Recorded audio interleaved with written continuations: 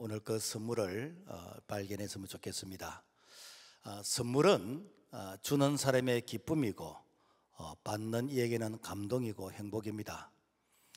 특히 선물 중에서 내가 꼭 필요한 것을 받게 되면은 이 선물의 감동은 배가 됩니다. 할아버지 할머니에게 최고의 선물이 무엇이겠습니까? 틀리해 드리는 겁니다. 그러면 감동이 정말 배가 됩니다. 한때 경동볼리에서 시골 아버님 댁에 보일러 놔 드려야겠어요 라는 이런 광고가 있었습니다. 그래서 시골 아버님 댁에 보일러 놔 드리면 효자가 되는 것이고 효녀가 되는 것이고 한때 유행어가 되어졌습니다.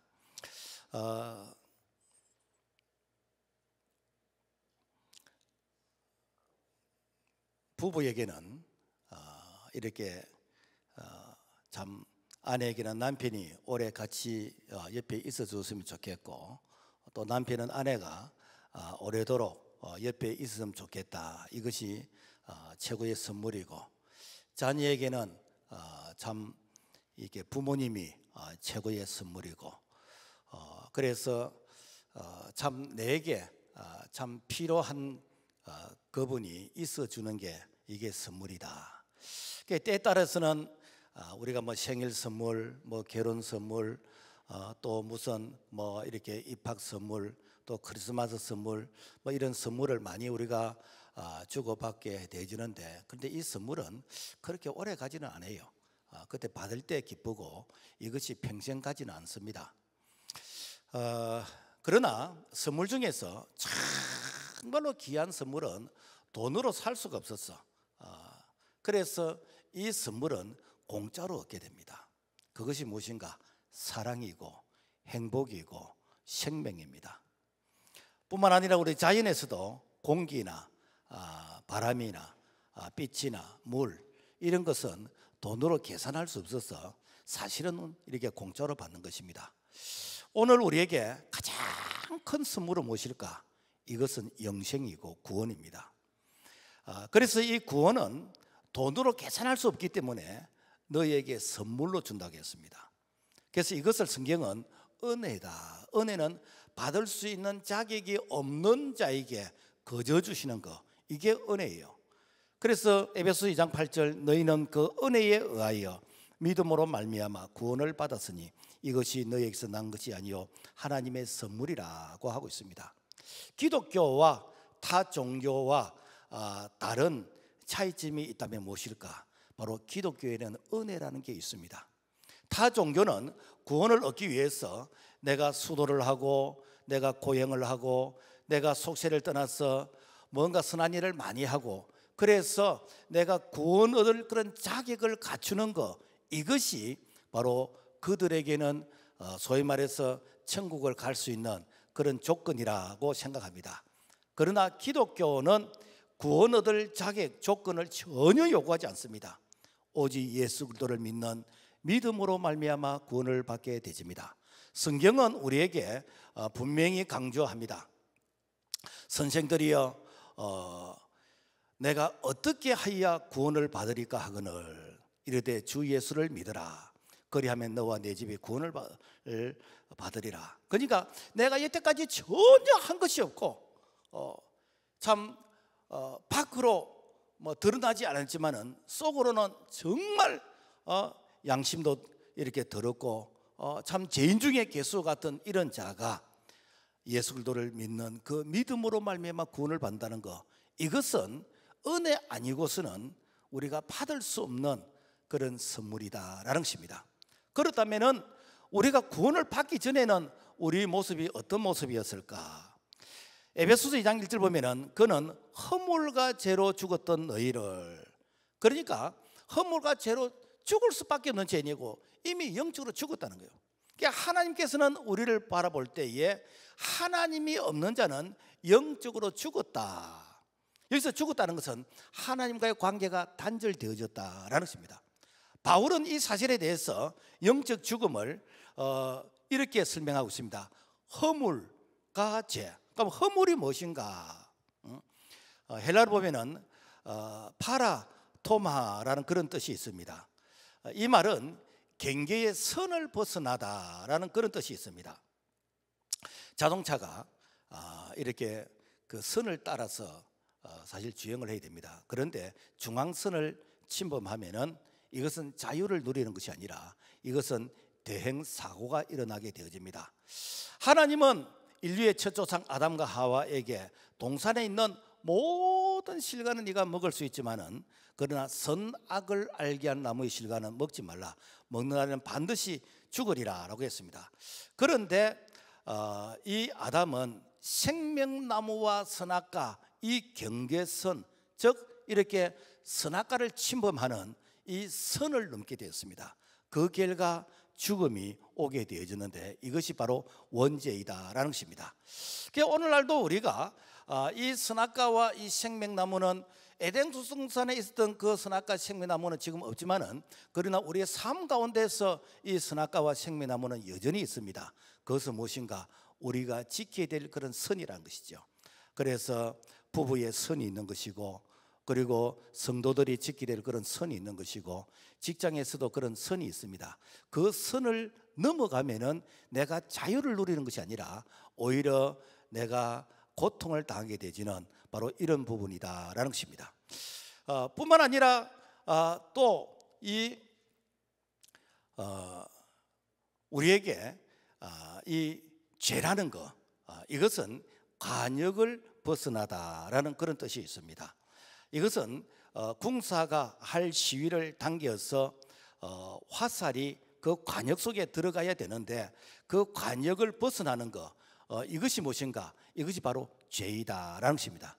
오늘 말하면은 하나님의 말씀이 캐논, 이것이 우리의 모든 삶의 기준인 것입니다. 그래서 말씀을 벗어나는 것, 이게 무엇인가? 이게 이 죄라는 것이죠. 그래서 하나님의 말씀이 우리 생활의 삶의 기준인데 내가 이 말씀을 벗어나는 이런 것이 우리에게 죄의 기준이다라는 것입니다. 그래서 우리는 자꾸만 이 말씀이 너무 좀 이렇게 부담스럽고 또 늘 말씀하니까 뭔가 좀 새로운 것이 없을까? 뭐 좀 새로운 그런 것을 내가 경험해 봤으면 좋겠다라고 생각하는데 그것이 바로 오늘 이 시대에 우리가 이 캐논, 즉 말씀을 벗어나고자 하는 그런 유혹입니다. 이스라엘 백성들이 출애굽을 했을 때에 하나님께서 매일매일 만나를 주셨어요. 하늘에서 내리는 이 양식, 이 만나를 먹어야 되는 것이 이스라엘 백성들의 그들의 삶인데, 그런데 매일 만나를 먹으니까 이게 고기도 먹었으면 좋겠다. 그러면서 우리에게 고기를 달라는 거예요. 그래서 하나님께서 이 메추라기 고기를 주는데 이 메추라기 고기는 탐욕의 음식이요. 이거 먹으면 죽습니다. 오늘날 하나님의 말씀을 먹지 않고 세상에 다른 이런 오염된 이런 가치관을 먹는 거, 이게 탐욕인 것이고 바로 이것이 죄이다라는 것입니다.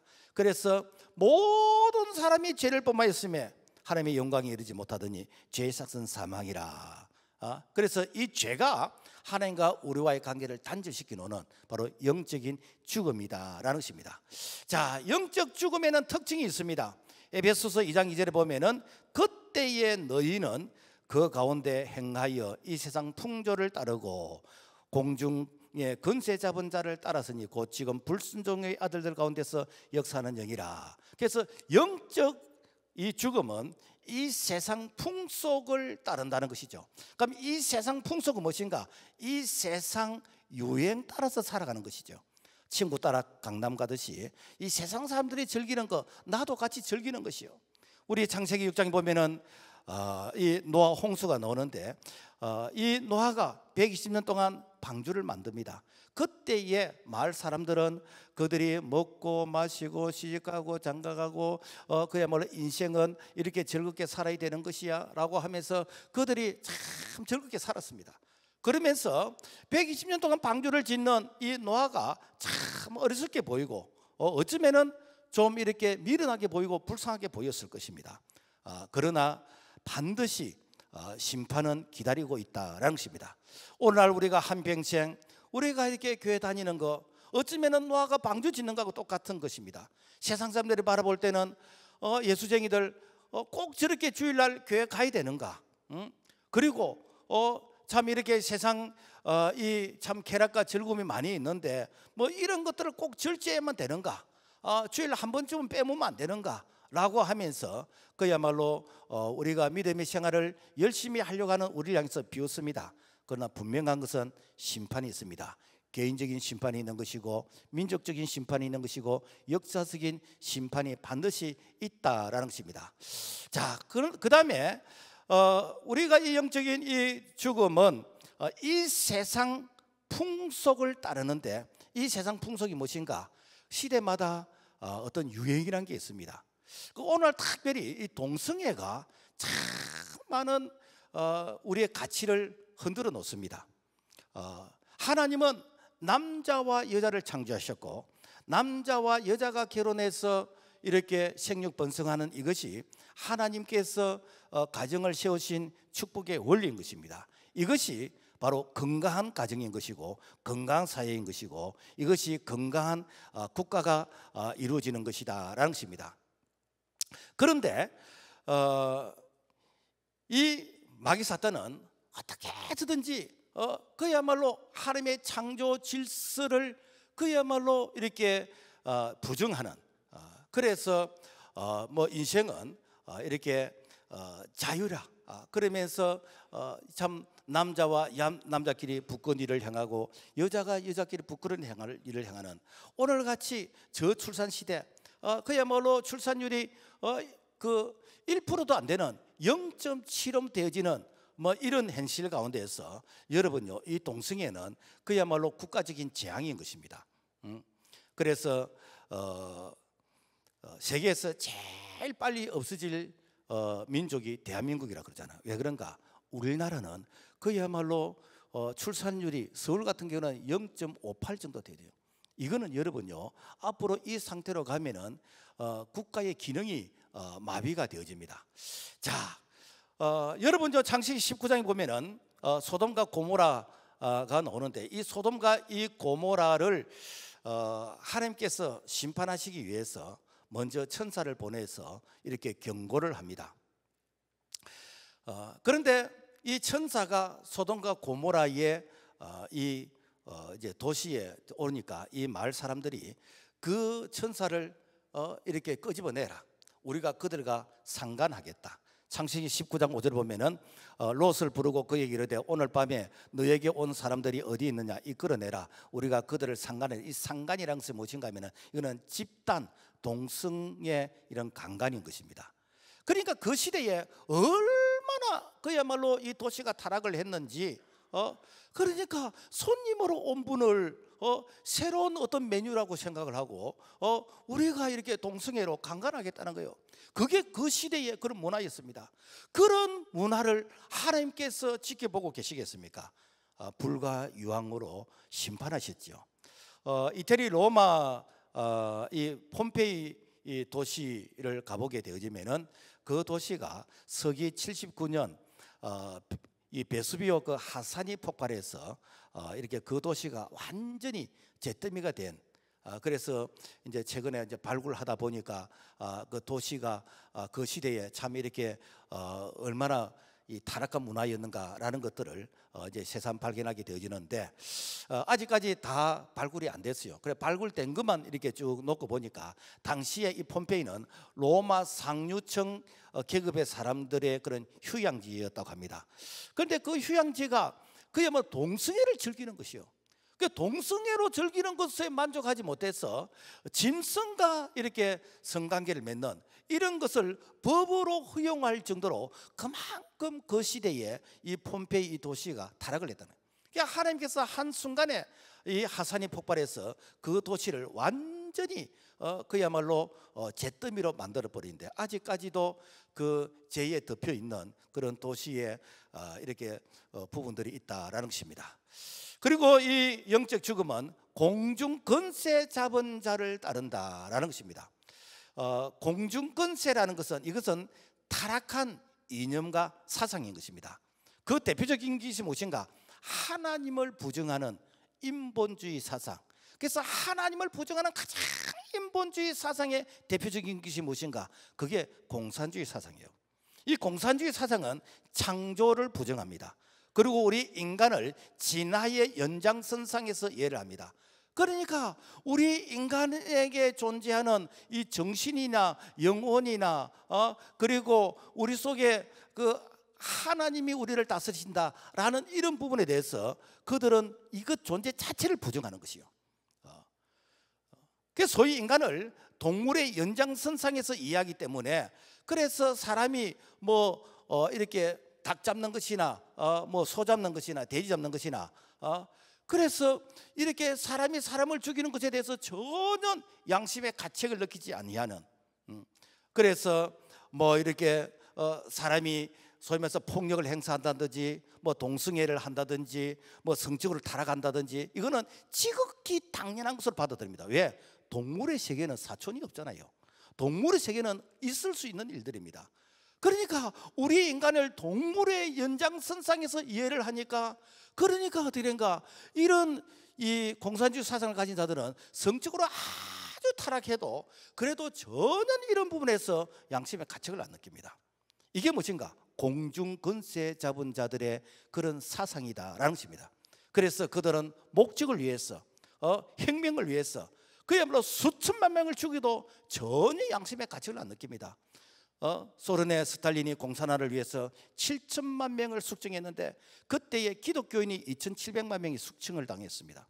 중국이 문화혁명을 통해서 8천만 명을 숙청을 시키고 그리고 베트남은 인구 2천만 명일 때 600만 명을 이렇게 숙청시키고, 캄보디아는 인구가 600만 명일 때 200만 명을 이렇게 숙청시키는, 이렇게 해도 전혀 그들이 양심의 가책을 안 느낍니다. 왜 그런지요?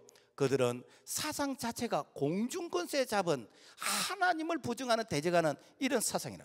그래서 우리가 이게 공산주의를 보면은 빨간 깃발을 많이 흔들고 있습니다. 이것은 어떤 붉은색, 이 혁명, 투쟁, 어떤 피를 상징하는, 그래서 노동자 프롤레타리아 이 계급을 자극을 시켜서 그래서 피를 흘리면서 혁명을 부추기는 바로 이러한 이 사상이 공중권세 잡은 자래요. 그런데 놀랍게도 성경에 사탄을 붉은 용이라 그랬어요. 붉은 용이라는 것은 붉은 피, 살인을 일삼는 그런 잔인성이 그 속에 있다라는 것입니다. 그래서 마귀의 특성은 그야말로 죽이고 멸망시키는 것이고 그리고 거짓말을 밥 먹듯이 하는 것입니다. 이게 공중권세 잡은 악한 마귀의 속성이다라는 것입니다. 안타까운 것은 이러한 사상이 교회에서까지 이미 들어와 있어요. 그래서 이 교회는 신본주의, 하나님 중심이 되어야 되는데 언제부턴가 교회 안에 민주주의가 들어왔습니다. 인본주의가 들어왔습니다. 하나님의 말씀이 절대가치 기준이 되어야 되는데 이념과 사상이 그야말로 중심이 되어지는, 그래서 정말 진실과 거짓의 싸움이 아니라 어떤 체제의 싸움, 이념의 싸움, 그래서 내 편이면 맞는 것이고 내 편이 아니면 틀린 것이고, 그래서 오늘날 이 정의가 진실이 이것이 이렇게 힘이 되어야 되는데 그야말로 펜다기르기를 통해서 이제는 결정하게 되어지는 이러한 이 현상이 무엇인가? 이게 공중권세에 잡은 악한 자들의 그런 모습이다라는 것입니다. 우리는 오직 하나님의 말씀, 온천하는 변할지언정 1.1억 변하면 이 말씀이 기준이 되어야 되는 것이고, 하나님이 통치하시는 주님이 피로 값주고 사신 교회가 우리 신앙의 절대 가치 기준이 되어야 될 줄로 믿습니다. 그 다음에 공중권세 잡은 것은 육체의 원하는 것을 한다는 것이죠. 자, 에베소 2장 3절 보면은 전에는 우리도 다 그 가운데서 우리 육체의 욕심을 따라 지내며 육체와 마음에 원하는 것을 하여 다른 이들 같이 본질상 진노의 자녀이더니, 그 이제 우리 한글로서는 육체 그러면은 뭐 우리가 바디 뭐 이렇게 손으로 꽂아보면 아프고 이걸 이제 육체라 그러는데 이 그 헬라인은 육체를 두 가지로 구분합니다. 그래서 우리의 바디에 이 육체가 있고 그 다음에 우리에게 재성이 있는 이런 육체, 이것을 헬라로 사르커스라고 얘기하는데, 그래서 오늘 여기서 말하는 이 육체는 우리의 이 고기 덩어리 육체가 아니라 우리 속에 있는 재성이 있는 이런 사르커스 이런 육체예요. 그래서 우리가 이렇게 재성이 있다라고 말할 때 바로 우리 인류의 첫 조상 이 아담과 하와가 선악과를 범하고 그 선악과를 범함을 통해서 모든 사람이 이렇게 죄를 범했을 때 그 죄는 바로 사르커스, 우리 속에 그런 죄성이 육체 속에 있다라는 것입니다. 그래서 갈라디아서 5장 19절 말씀 보면은 육체의 일은 분명하니 곧 음행과 더러운 것과 호색과 우상 숭배와 주술과 원수 맺는 것과 분쟁과 시기와 분냄과 당짓는 것과 분열함과 이단과 투기와 술 취함과 방탕함과 이런 일을 하는 자들은 하나님 나라를 유업을 받지 못할 것이요. 그러니까 이 영적으로 죽은 자들은 하는 짓들이 무엇인가? 죽을 짓들만 하는 것이요. 그러니까 거듭나기 전, 우리가 예수 믿고 우리가 하나님 중심으로 거듭나기 전에는 하는 일들이 전부 다 무엇인가? 동물적인 그런 기능들만 하는 거예요. 왜 그런가? 그 영혼이 죽었기 때문에. 우리가 이 야생에 있는 이런 조류들, 뭐 까치, 이걸 잡아서 이제 큰 이제 조류 사육장에 이게 넣어놓고, 그래서 조류 1대, 2대, 3대, 4대 한 5대 정도. 그래서 이게 사육장에서 이렇게 이제 기르다가 한 이제 6대 정도 돼서 자연에 방사를 하면은 이제 이게 뭐 야성을 잃어버리고 그래서 이제 뭐 야성의 그런 행동을 못할 거 아닌가? 그렇지 않대요. 자연에 이렇게 방사를 하게 되지면은 바로 이렇게 나뭇가지 주워서 집 만들고 그리고 이렇게 그 알을 낳고 새끼를 이렇게 치는 거 누가 가르쳐 주지 않는데도 불구하고 그렇게 한다는 거예요. 왜? 그 속에 본능이라는, 동물의 그 본능이라는 것이 그대로 있다는 거예요. 여러분, 우리가 아이들 얼마나 이쁩니까? 참 어린 아이들, 저 순수한 저 마음, 천사 같은 이런 마음. 그런데 그 어린 아이에게도 여러분요, 이렇게 싸우고 욕하고 꼬집고 빼앗고 누가 가르쳐 줬습니까? 가르쳐 주지 않는데도 불구하고 이런 것을 스스로 합니다. 왜 그렇지요? 그 속에 죄성이 있기 때문에, 사르커스 죄성이 있기 때문에 이것을 신학적으로 원죄라고 얘기합니다. 자, 우리가 예수 믿기 전에는, 거듭나기 전에는 이 원죄의 다스림을 받는, 그러니까 원죄의 다스림을 받는 자는 소망이 없습니다. 그래서 진노의 자식이다라고 말씀하고 있습니다. 에베소서 2장 1절, 그는 허물과 죄로 죽었던 너희를 죄로 인해서 죽을 수밖에 없는 죄인이 아니고 이미 영적으로 죽은 자라는 거예요. 하나님과 관계가 단절이 되었기 때문에. 그 죽은 자에게는 아무리 좋은 음식을 갖다 주고 좋은 옷을 입히고 좋은 약을 주어도 죽은 자가 그것 때문에 행복해지는 것은 아니에요. 죽은 자가 그것 때문에 살아나는 것은 아니에요. 그 죽은 자에게는 불가항력적인 그런 은혜, 거절할 수 없는 은혜가 그 속에 들어가야 됩니다. 그것이 무엇이지요? 생명이요. 그것이 무엇인가? 영생이요. 그것이 무엇인가? 구원이라는 것이요. 자, 그렇다면은 하나님께서 우리에게 주신 이 구원이 어떤 구원인가 우리가 한번 살펴보기를 원하는데, 에베소서 2장 8절 보면은 너희는 그 은혜에 인하여 믿음으로 말미암아 구원을 받았으니 이것이 너희에게서 난 것이 아니요 하나님의 선물이라. 행위에서 난 것이 아니니 이는 누구든지 자랑하지 못하게 함이라. 자, 세상에는 크게 두 종류의 사람이 있습니다. 하나는 예수님 믿는 사람과 믿지 않는 사람, 이 차이입니다. 예수님 믿고 안 믿고는 자기 개인적인 어떤 선택이지만은, 그러나 그 결과는 전혀 다릅니다. 예수 믿는 자에게는 그 속에 영생, 영원한 생명이기 때문에 천국의 백성이고, 그리고 이 영생이 없는 자는 이미 그 자는 이렇게 영적으로 죽은 자이기 때문에 바로 영원한 이렇게 멸망이 기다리고 있다라는 것입니다. 자, 그런데 오늘 예수 믿는 자에게는 반드시 이 조건 안에 드는 자입니다. 그것이 무엇인가? 은혜라는 것이죠. 그것이 믿음이라는 것이죠. 그것이 선물이라는 것입니다. 이 은혜와 믿음과 이 선물은, 이것은 내가 어떤 자격이 있어서 내가 어떤 뭐 이렇게 이쁜 짓을 했기 때문에 받는 것이 아니에요.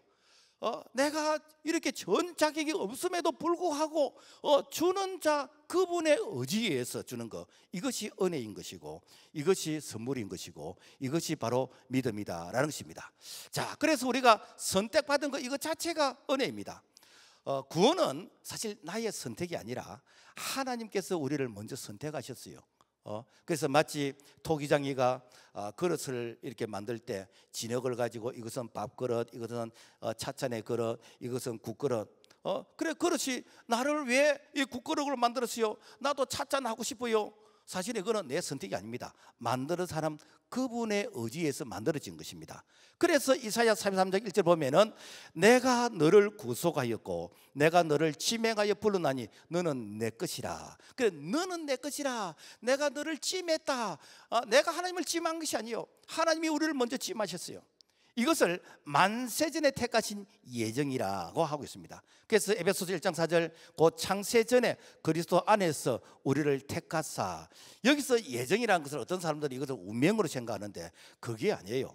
하나님께서 우리를 택하셨지만은 하나님께서 우리에게 하나님의 은혜를 받아들일 수 있도록 그야말로 영적으로 죽은 자에게 하나님께서 온갖 이런 그 은혜의 이런 여건을 우리에게 조성해 주시는 거죠.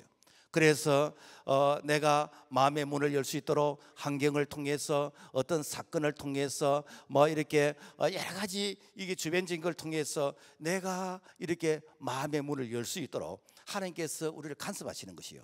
뿐만 아니라 누군가가 나를 위해서 기도해주고 누군가가 나를 위해서 전도해주는 이것이 무엇인가? 이것이 거절할 수 없는 은혜예요. 그래서 나는 내 스스로 교회 왔다, 나는 내 스스로 했습니다.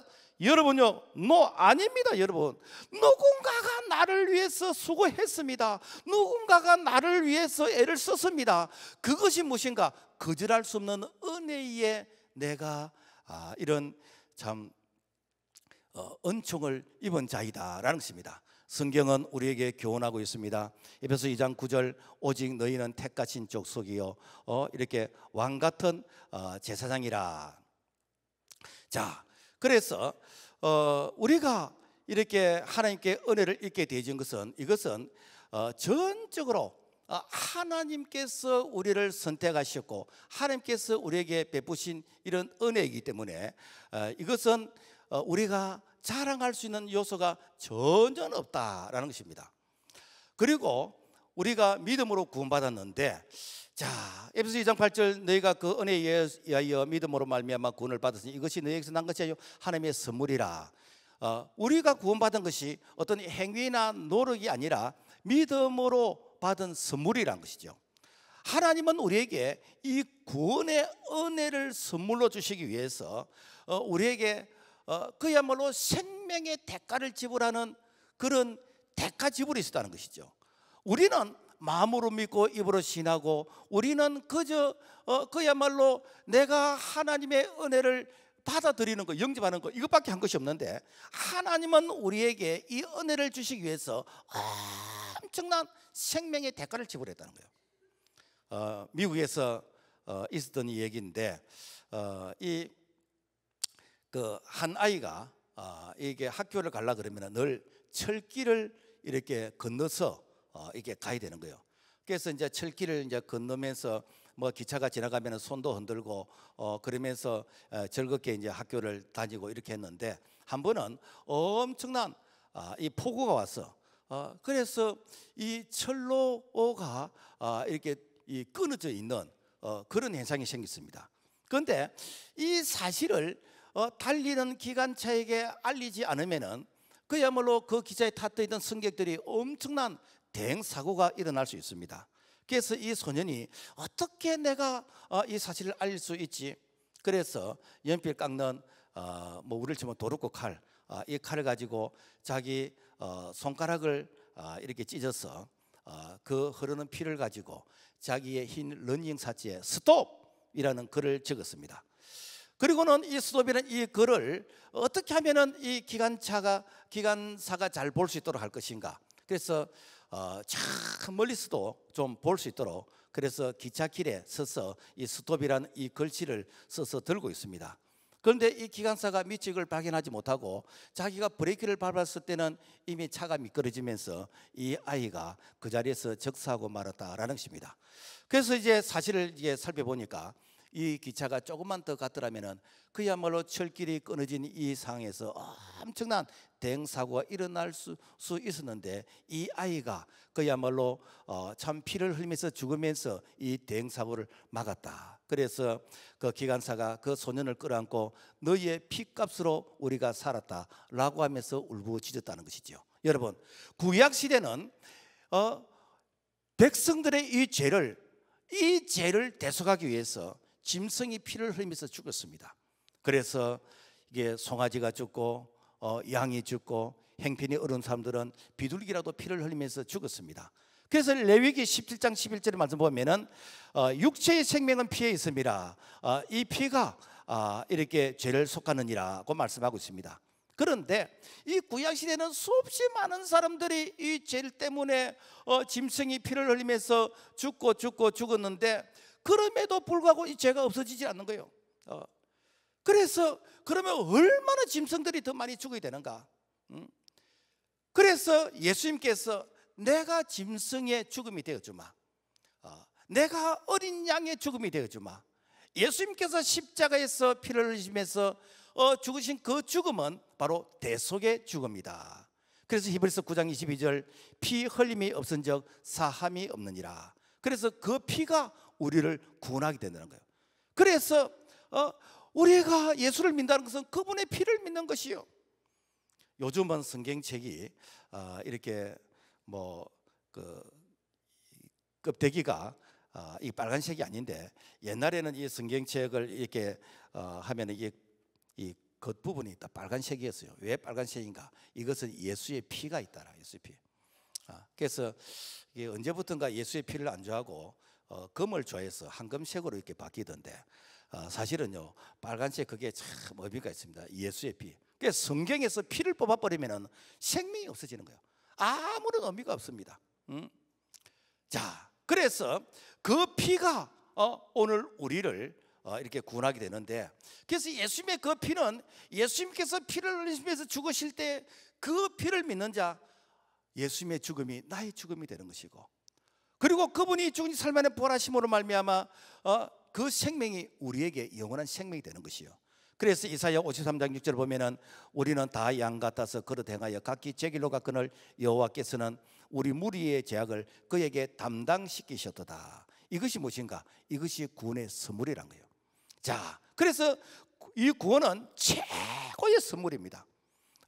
에베소서 2장 8절 너희는 그 은혜의 믿음으로 말미암아 구원을 받았나니 이것이 너희에게서 난 것이 아니요 하나님의 선물이라. 자, 우리가 이제 그 고난 주간이 되어지면은 이제 금요 철학 때 패션 오브 크라이스트 예수 그리스도의 그 고난 순환이라는 이 영화를 이렇게 매년 좀 보여주었습니다.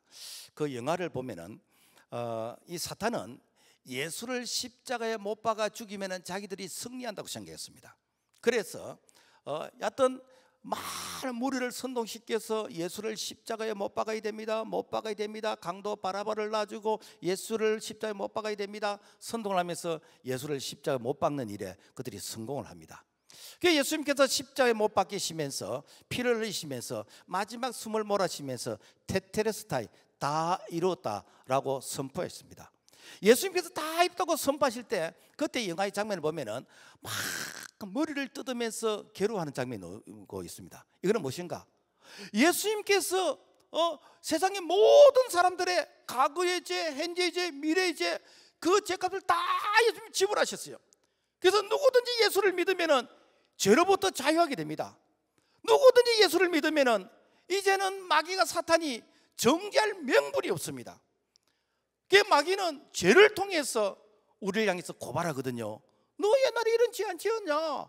너 지금 미치게 죄를 짓고 있지 않냐? 너 앞으로도 죄를 지을 거 아니냐? 죄를 통해서 우리를 고발하거든요. 그게 죄 삭시 무엇인가? 사망이요, 사망. 사망이에요. 그런데 예수님께서 그 죄값을 다 갚아버렸다는 거예요. 그래서 우리가 예수 믿으면은 예수 안에 있는 자들에게는 이제는 우리가 죄로부터 이제 자유함을 누리게 되지는, 죄로부터 우리가 이제는 구원을 받게 되지는 바로 이런 은혜를 우리가 누리게 된다라는 것입니다.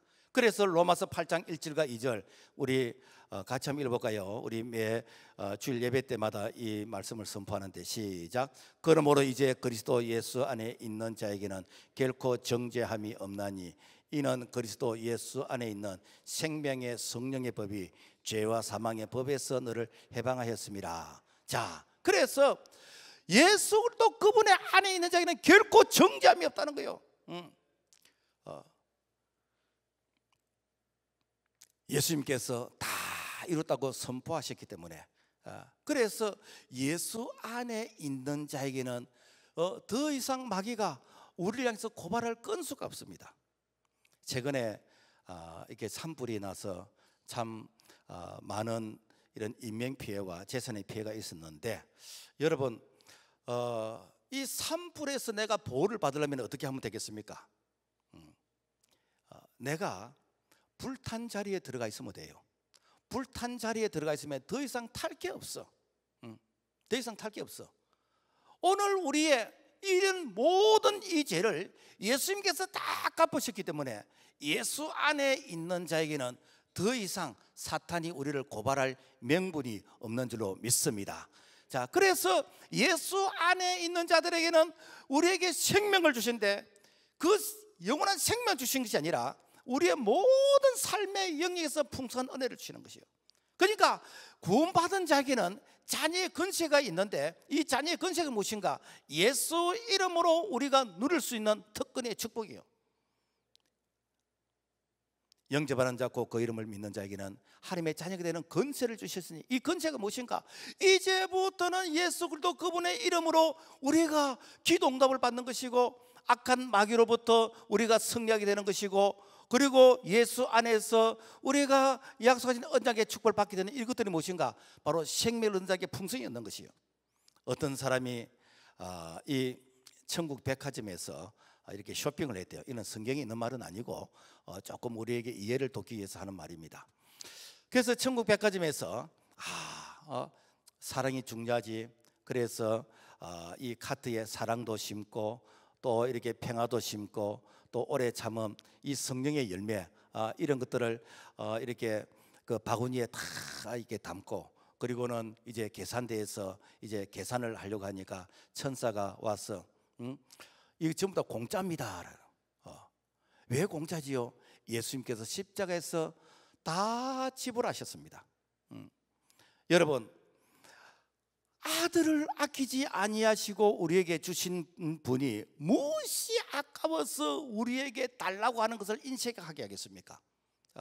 그러니까 독생자 예수도 그분을 십자가에 달려 죽기까지 하면서 우리를 억만가지 죄악 가운데서 구원해 주셨는데, 그렇게까지 사랑하신 분이 우리에게 물질이 아깝겠습니까? 우리에게 건강이 아깝겠습니까? 우리에게 질병이 이렇게 치유되는 게 아깝겠습니까? 그래서 예수 안에 있는 자들에게는 우리가 영원한 생명을 얻되 뿐만 아니라 풍성한 삶을 누리게 되는 것, 이것은 보너스로 주시는 하나님의 선물인 줄로 믿습니다. 자, 그렇다면 구원받은 자의 삶은 어떤 삶을 살아야 될까? 에베소 2장 10절 보면은 우리는 그가 만드신 바라 그리스도 예수 안에서 선한 일을 위하여 지으심을 받은 자니 이 일은 하나님이 전에 예비하사 우리로 그 가운데서 행하게 하려 하심이라. 자, 구원받은 백성은 그가 만드신 바라, 즉 하나님께서 우리를 새롭게 이렇게 재창조한 그런 작품이다라는 것입니다. 우리가 이렇게 더울 때 이렇게 뭐 캔 사이다, 콜라를 마시고 이걸 어떤 사람들은 뭐 비틀어 가지고 이렇게 쓰레기통에 버린 사람이 있고, 어떤 사람은 발로 밟아서 이렇게 쓰레기통에 버린 사람이 있는데, 어쨌건 캔 이 콜라 사이다를 다 마시고 이것을 비틀어서 버렸어. 그런데 그 철이라는 FA 철이라는 그런 요소는 원소는 가지고 있지만은 아무런 용도에 쓸모가 없습니다. 쓸모가 없습니다. 이렇게 망가진 것이 무엇인가? 이게 하나님을 떠난 자의 그런 삶의 이렇게 그 모습이란 거예요. 그러니까 우리가 예수를 만나기 전에는 우리가 망가졌습니다. 깨어졌습니다. 그야말로 사도 바울이 고백했던 것처럼 나는 죄인 중에 개수입니다. 사람들이 나를 몰아서 그렇지 내 속에 얼마나 죄성이 많은지, 오늘 우리가 그 설교 전에 동상을 봤습니다마는 완전 범죄처럼 내가 얼마나 못된 짓을 했는지. 그런데 이런 자가 예수 그리스도를 만나게 되면은 하나님이 우리를 다시 새롭게 이렇게 작품을 만드시는데, 이것이 무엇인가? 바로 그리스도 안에 있으면 새로운 피조물이 된다. 그래서 고린도서 5장 17절 말씀 보면은 그런즉 누구든지 그리스도 안에 있으면은 새로운 피조물이야. 이전 것은 지나갔으니 보라 새 것이 되었다. 그래서 예수 안에 있으면은 망가지고 깨어지고 비틀어지고 그야말로 이렇게 완전히 인생 참 이렇게 바닥을 치는 그런 모습인데, 우리를 새로운 작품으로 새로운 피조물로 만들어 주신다는 거예요. 자, 그렇다면은 여러분, 우리가 이 받은 은혜를 자랑해야 되잖아요. 우리가 이 받은 은혜를 가만히 있으면 안 되잖아요. 그래서 우리가 받은 이 은혜를 다른 사람들에게 소개해야 되는 것이고, 그리고 하나님을 찬양하고 그분께 감사해야 되잖아요. 1987년 세계 최초로 이렇게 그 머리 뒤통수가 서로 붙어 있는 그런 쌍둥이, 그 쌍둥이를 22시간의 대수술 끝에 분리 성공한 의사가 있습니다.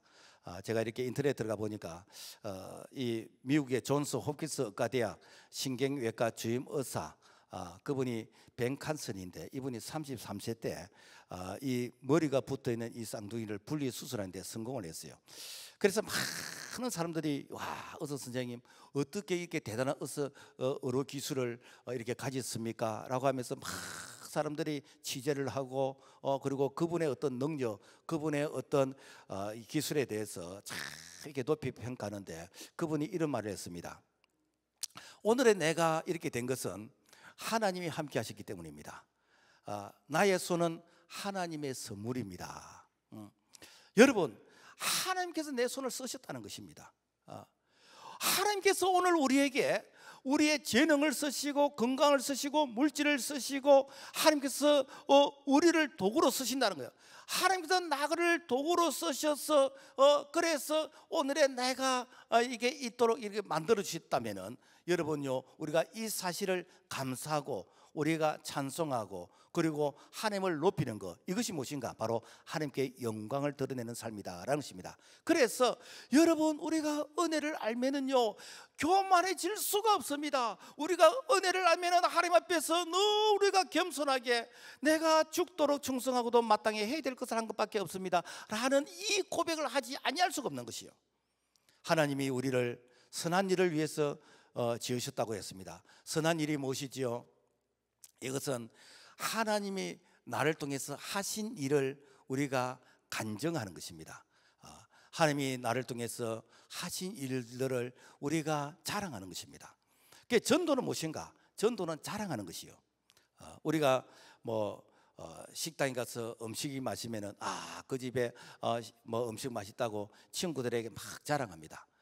전도는 하나님이 하신 일을 사람들에게 자랑하는 것이요. 하나님이 내게 영생의 선물을 주셨습니다.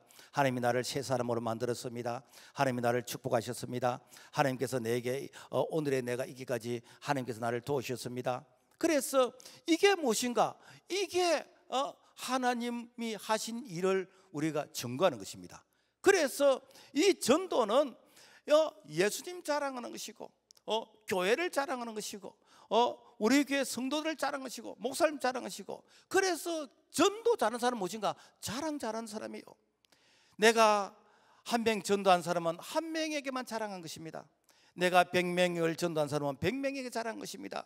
내가 1000명을 전도했다는 1000명에게 자랑한 것입니다. 그래서 이 하나님을 자랑하는 거, 하나님께서 이걸 영광을 받으시는 거예요. 반대로 하나님 자랑하는 것이 부끄럽다면 우리 예수님도 내가 하나님 보좌 우편에서 너를 부끄럽게 생각하겠다는 거예요. 그래서 마태복음 10장 32절의 말씀 보면은 누구든지 사람 앞에서 나를 시인하면 나도 하늘에 계신 내 아버지 앞에서 그를 시인할 것이요, 누구든지 사람 앞에서 나를 부인하면 나도 하늘에 계신 내 아버지 앞에서 그를 부인하리라. 내가 예수 믿는 것이 창피하고 부끄럽고 내가 예수 믿는 것을 다른 사람에게 숨기고 싶으면 우리 예수님께서 하나님 보좌 우편에 나도 너를 부끄럽게 생각했다는 거예요. 다른 말은 무엇인가? 네가 기도하는 거 나도, 네가 나를 부끄럽게 하기 때문에 나도 너를 모른 체 하겠다는 거예요.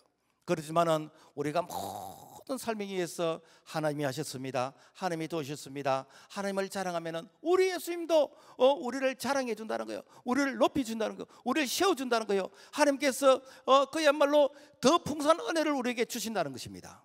말씀을 맺겠습니다. 나에게 영원한 감동과 최고의 선물이 무엇입니까? 그거는 영생인 것이고 구원인 것입니다.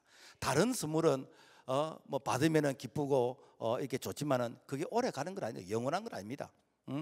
요한복음 3장 16절 하나님이 세상을 이처럼 사랑하사 독생자를 주셨으니 이는 그를 믿는 자마다 멸망치 않고 영생을 얻게 하려 하심이라. 자, 그래서 이 최고의 선물은 바로 영원한 생명 영생인데 이것을 하나님께서 선물로 주셨다, 은혜로 주셨다라는 것입니다. 그래서 우리가 참 이런 그 은혜를 나만이 이렇게 누리지 말고 다른 사람에게 많이 이렇게 소개해서 공유해서 함께 이 최고의 선물을 나눌 수 있는 그런 우리 모두의 결단이 되기를 바랍니다. 그래서 한 사람이 적어도 10명 이상에게 예수를 전하고, 그래서 정말 우리가 1000명 이상을 초청해서, 그래서 이 땅 위에서 경험될 수 있는 천국 잔치에 내가 주인공이 될 수 있기를 주님의 이름으로 축복합니다. 하나님 아버지 감사합니다. 오늘 우리가 이 세상 최고의 선물인 영생을, 이 구원을 이렇게 선물로 받았습니다. 나만이 받는 것이 아니라 내 주변의 많은 사람들에게도 이 참 축복을 나눌 수 있는 그런 주님의 참 작은 자의 모습이 될 수 있도록 우리를 사용하여 주시옵소서. 예수 이름으로 기도합니다. 아멘.